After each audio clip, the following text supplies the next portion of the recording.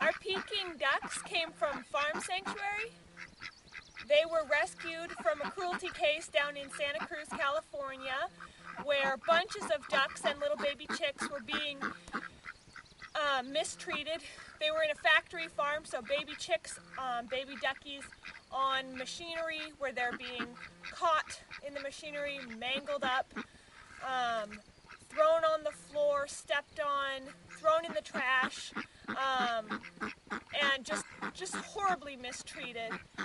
So these ducks, who would normally have a nice long life of 10 to 15 years, their lives have been dramatically shortened because of it.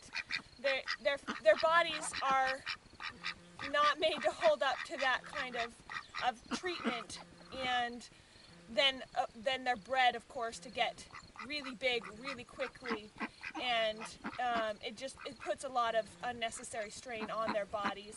So even once we get them out of a terrible situation like that, a lot of the times they don't make it as long as they would naturally.